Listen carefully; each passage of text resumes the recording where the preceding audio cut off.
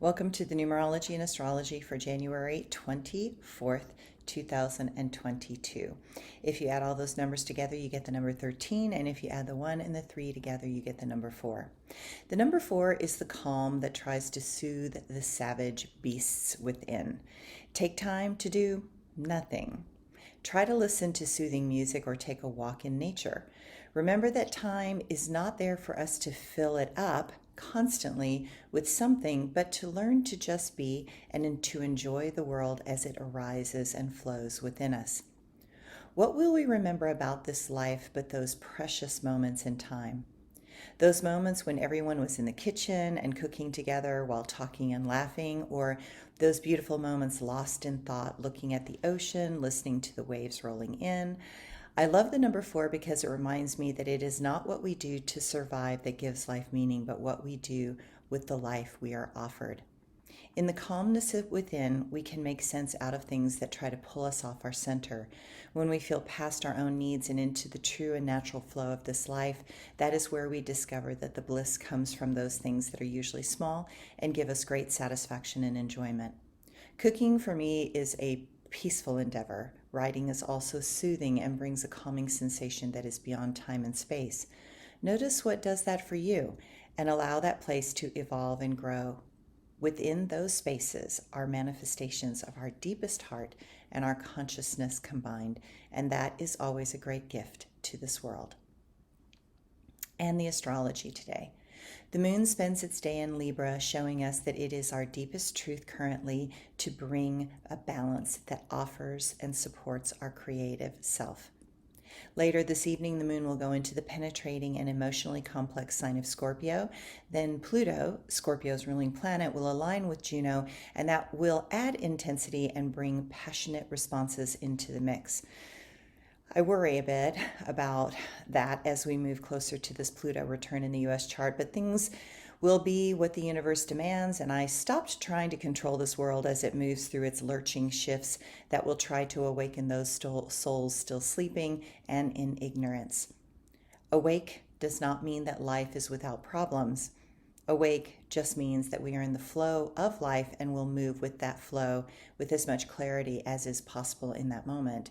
Awake does not guarantee survival in times of crisis, but it does allow for a calm center over a chaotic world and a strained situation. Mars goes into Capricorn, and it will be there until March 6th. It is time to make our choices more focused and to pack a punch. All choices from this point on need to be from seeing the stronger vision for the future that they begin to create.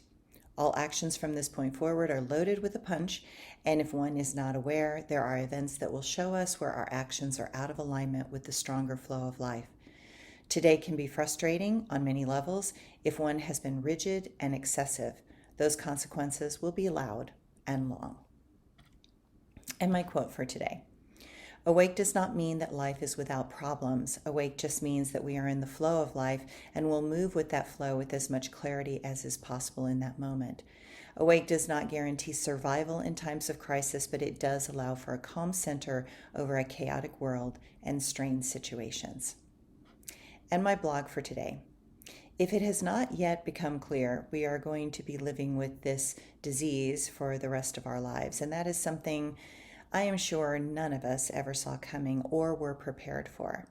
I knew something was on its way, and I had prepared for years to be as ready as I could. I remember the angels telling me in 1993 that from 2016 forward would be a time of great trial, that many people would be leaving the planet after that. While the guides never said the word pandemic, I wondered if it was war, climate change, famine, or disease, and in the end, it might be all of them combined. Those experts in the field are seeing more and more long-term problems that evolve into life-threatening issues down the road. I have witnessed many of these clients and friends be on the receiving end of these terrible consequences. It seems this is a disease that Mother Nature is using to shake some of us off this world. Perhaps there are too many of us, and there needs to be a better balance, or one she understands and now we must experience. I am grateful that I am as old as I am. I am grateful that I'm not a teenager right now having to deal with this potentially for the rest of my life. Being in my 60s gives me a certain latitude. I have witnessed living during the greatest time in America. I am now witnessing something I would never have believed could come to our country.